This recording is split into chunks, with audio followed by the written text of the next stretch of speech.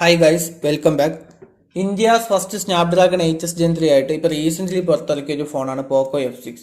എൻ്റെ ഈ വീഡിയോ എന്ന് പറയുന്നത് ഈ ഫോൺ എങ്ങനെയുണ്ട്, ആർക്കൊക്കെയാണ് ഈ ഒരു പ്രൈസ് റേഞ്ചിൽ ഈ ഫോൺ സ്യൂട്ട് ആവുന്നത്, ഒരു ഗെയിമർക്കാണോ അല്ലെങ്കിൽ ഒരു ഓൾറൗണ്ടർ പാക്കേജ് നോക്കുന്നവർക്കാണോ, ക്യാമറയ്ക്ക് ഇമ്പോർട്ടൻസ് കൊടുക്കുന്നവർക്കാണോ, ആർക്കാണ് ഈ ഫോൺ വേണ്ടത്, അതൊക്കെയാണ് ഈ വീഡിയോ. ഈ വീഡിയോ നിങ്ങൾ കാണുന്നതിലൂടെ ഈ ഫോൺ എല്ലാ കാര്യങ്ങളും ഇതിൻ്റെ ഒരു ഡീറ്റെയിൽ റിവ്യൂ ആണ് ഞാൻ ഉദ്ദേശിക്കുന്നത്. എല്ലാ കാര്യങ്ങളും നിങ്ങൾക്ക് മനസ്സിലാവുന്നതായിരിക്കും. അപ്പോൾ നിങ്ങൾക്ക് ചൂസ് ചെയ്യാം ഈ ഫോൺ വേണോ വേണ്ടതെന്ന്.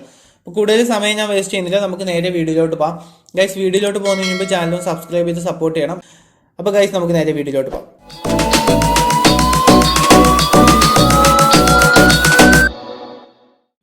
സ്നാപ്ഡ്രാഗൺ 8s Gen 3 ഇതിൽ നിന്ന് തന്നെ നമുക്ക് തുടങ്ങാം.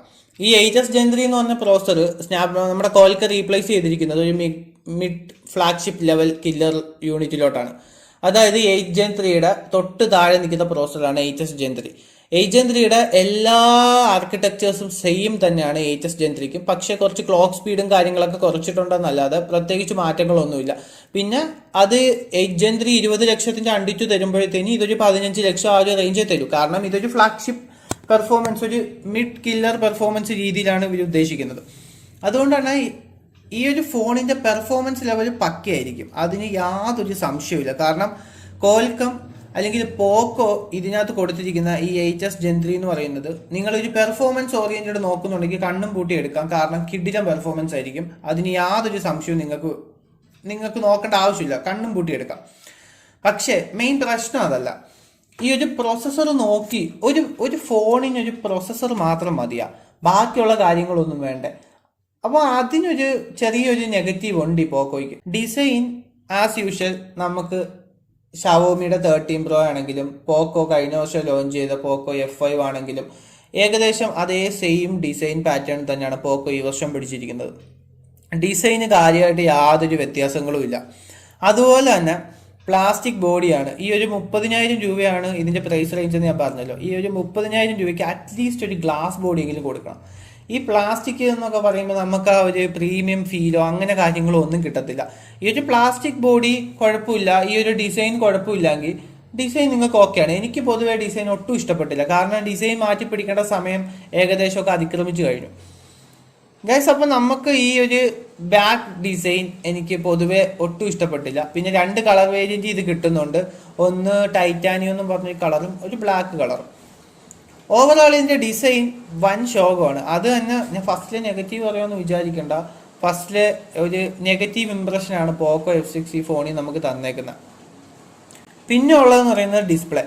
പോക്കോ എനിക്ക് തോന്നുന്നു 2 കാര്യങ്ങളിലാണ് ഏറ്റവും കൂടുതൽ കോൺസെൻട്രേറ്റ് ചെയ്യുന്നത്. ഒന്ന് ഡിസ്പ്ലേയും പിന്നെ പെർഫോമൻസും. ഞങ്ങളുടെ ഫോണിൽ 2 സാധനങ്ങൾ മതി, വേറെ ഒന്നും വേണ്ട. അതാണെന്ന് തോന്നുന്നു എനിക്ക് തോന്നുന്നു പോക്കോയുടെ യൂണിറ്റി.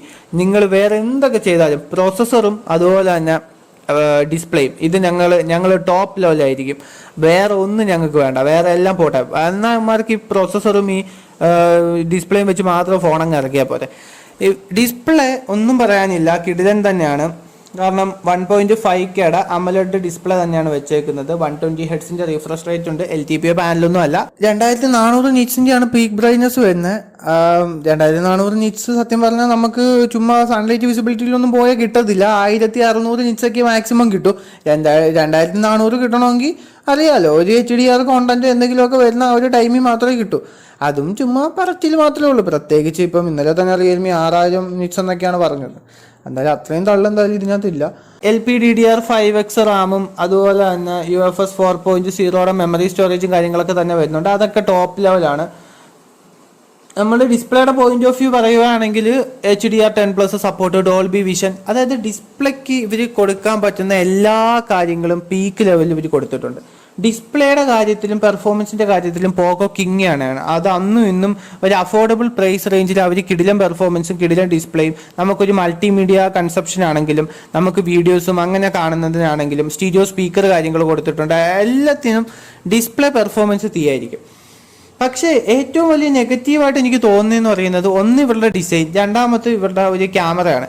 ക്യാമറ ഇപ്പോഴും അവർ ഒപ്റ്റിമൈസ് ഒന്നും വലുതായിട്ട് ചെയ്യത്തില്ല. അത് എല്ലാ വർഷവും പോക്കോ ഇങ്ങനെയാണ്. നമുക്കൊരു ഐ പ്ലേസിങ് ഇമേജസോ അങ്ങനത്തെ കാര്യങ്ങളൊന്നും കിട്ടൂല. ചിലപ്പോൾ എന്തെങ്കിലുമൊക്കെ നെഗറ്റീവ്സ് കാണും. ഒന്നുകിൽ കോൺട്രാസ്റ്റ് ഇമേജ് ആയിരിക്കും, അല്ലെങ്കിൽ ഇല്ല പോർട്രേറ്റ് ഒക്കെ എടുക്കുമ്പോൾ സറൗണ്ടിങ്സ് മൊത്തം ബ്ലർ ചെയ്ത് കളയും.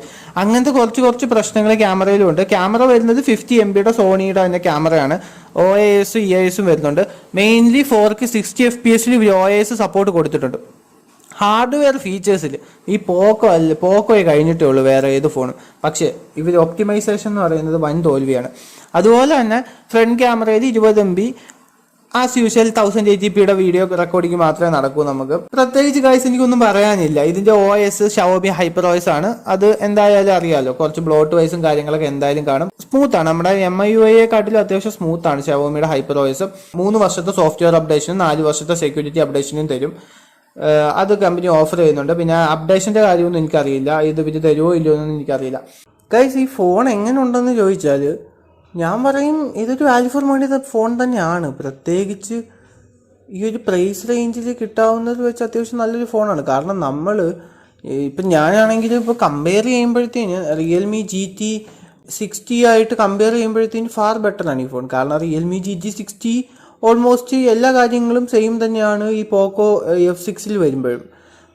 അത്യാവശ്യം നല്ലൊരു കില്ലിംഗ് പ്രൈസ് തന്നെയാണ്. പിന്നെ റിയൽമി GT60യുടെ ബേസ് വേരിയൻറ്റ് 8GB 128 26,999 ഇതും ആ ഒരു പ്രൈസ് റേഞ്ച്.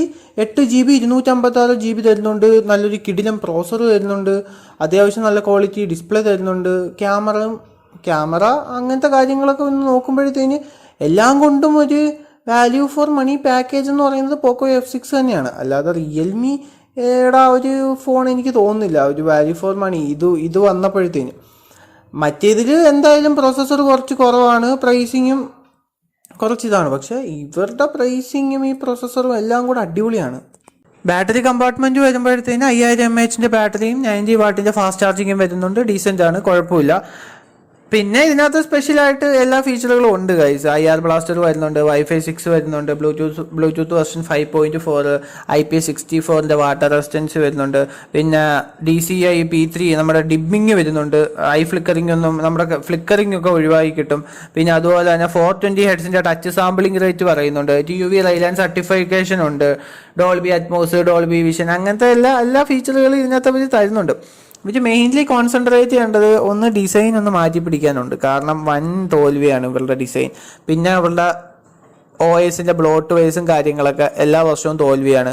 പിന്നെ അതുപോലെ തന്നെ ക്യാമറ കുറച്ചും കൂടെ ഒക്കെ ഒപ്റ്റിമൈസ് ചെയ്തൊന്ന് റെഡിയാക്കാനുണ്ട്. ഈ ഒരു 3 കാര്യം ഇവരൊന്ന് നോക്കിയിട്ട് അടുത്ത വർഷത്തെ ഫോണിലെങ്കിലും ഈ 3 കാര്യങ്ങളും ഒന്ന് റെഡിയാക്കിയാൽ പോക്കോയുടെ ആ ഒരു പ്രൈസും അത്യാവശ്യം ഈ ഒരു പ്രൈസ് റേഞ്ചിലും കൂടെ വന്നാൽ ഈ ഫോൺ തീയാവും. കാരണം ഈ ഫോൺ നല്ല പെർഫോമൻസ് മാത്രം നോക്കുവാണെങ്കിൽ നിങ്ങൾക്ക് കണ്ണും പൂട്ടി എടുക്കാവുന്ന ഫോണാണ് ഈ ഫോൺ. ഒരു 30,000 രൂപയ്ക്ക് ഒരു ഫോൺ എന്ന രീതിയിൽ കൊള്ളാം ഗൈസ്. ഒരു ഓൾറൗണ്ടർ പാക്കേജായിട്ട് നിങ്ങൾക്ക് ഈ ഫോൺ ചൂസ് ചെയ്യാം. പിന്നെ ഒരു പ്രശ്നം എന്ന് വെച്ചാൽ ഇവർ ഇതിനകത്ത് PUBGയിൽ 90 FPS കൊടുത്തിട്ടില്ല. ഈ പ്രൊസസ്സർ എന്ന് പറയുന്നത് അറിയാമല്ലോ, സ്നാപ്ഡ്രാഗൺ 8 Gen 3യുടെ തൊട്ട് താഴെ നിൽക്കുന്ന അത്രയ്ക്ക് പവർഫുൾ ആയിട്ടുള്ള പ്രോസറാണ്. 90 FPS ഒക്കെ ഹാൻഡിൽ ചെയ്യാൻ കിടിലനായിട്ട് ഈ ഫോണിനെ കൊണ്ട് പറ്റും. പക്ഷേ ഇവർ കൊടുത്തിട്ടില്ല. ഇവരിപ്പോഴും സ്മൂത്ത് എക്സ്ട്രീം 60 FPS തന്നെയാണ് PUBG. അതുകൊണ്ട് ഗെയിം കളിക്കുന്നവർക്ക് ഇപ്പോൾ PUBG ഒക്കെ നല്ല രീതിക്ക് കളിക്കുന്ന ഒരാൾക്ക് ഈ ഫോൺ എങ്ങനെ ഉണ്ടെന്ന് ചോദിച്ചാൽ ഈ ഫോൺ എടുക്കേണ്ടതാണ് എൻ്റെ ഒരു അഭിപ്രായം. കാരണം നിങ്ങൾക്ക് 90 FPS കളിക്കണം, അതുപോലെ തന്നെ അത്യാവശ്യം നല്ല ക്യാമറ ക്വാളിറ്റി വേണം, നല്ലൊരു ഡിസൈൻ വേണം എന്നൊക്കെ ഉണ്ടെങ്കിൽ ഈ ഫോൺ നിങ്ങൾക്ക് സ്യൂട്ടല്ല. പക്ഷേ എനിക്ക് അത്യാവശ്യം ഒരു പെർഫോമൻസ്, അത്യാവശ്യം PUBG കളിച്ചാൽ മതി, പിന്നെ അതുപോലെ തന്നെ അത്യാവശ്യം മൾട്ടിമീഡിയ കൺസപ്ഷനും കാര്യങ്ങളൊക്കെ എനിക്ക് മതി, അങ്ങനെയൊക്കെ ഉള്ളവർക്കാണ് ഈ ഫോൺ. ഒരു 30,000 രൂപയ്ക്ക് ഈ ഒരു ഫോൺ അത്യാവശ്യം വർത്ത് തന്നെയാണ്, കുഴപ്പമൊന്നുമില്ല. കാരണം 8GB 256GB തന്നെ ഇതിൻ്റെ ഒരു ബേസ് സ്റ്റോറേജ് കിട്ടുമ്പോൾ ഒരു വാല്യൂ ഫോർ മണി ആയിട്ട് നമുക്ക് വേണമെങ്കിൽ കണക്ക് കൂട്ടാം. പക്ഷെ ഇങ്ങനെ കുറച്ച് നെഗറ്റീവും കാര്യങ്ങളൊക്കെ ഉണ്ട് ഗൈസ്. ഇത്രയൊക്കെയാണ് നമ്മുടെ വീഡിയോ. ഒന്ന് നിങ്ങൾ തന്നെ തീരുമാനിക്കുക, എന്താണ് ഈ ഫോൺ ഈ ഒരു പ്രൈസ് റേഞ്ചിന് നിങ്ങൾക്ക് തന്നെ വാല്യൂ ഫോർ മണി ആണോ നിങ്ങൾ തന്നെ ചിന്തിക്കുക. എന്തെങ്കിലും പോരായ്മകളോ എന്തെങ്കിലുമൊക്കെ ഉണ്ടെങ്കിൽ കമൻറ്റ് ഇട്ടോ, റിപ്ലൈ ചെയ്യുന്നതായിരിക്കും. അപ്പോൾ കൂടുതലൊന്നും ഞാൻ പറയുന്നില്ല ഗൈസ്, വീഡിയോ ഒന്ന് കണ്ട് സപ്പോർട്ട് ചെയ്യുക, അതേ എനിക്ക് പറയാനുള്ളൂ. നിങ്ങളുടെ സപ്പോർട്ടുമാണ് എൻ്റെ ഒരു മോട്ടിവേഷൻ. നമുക്ക് ഇനി അടുത്തൊരു വീഡിയോയിൽ കാണാം. ബൈ.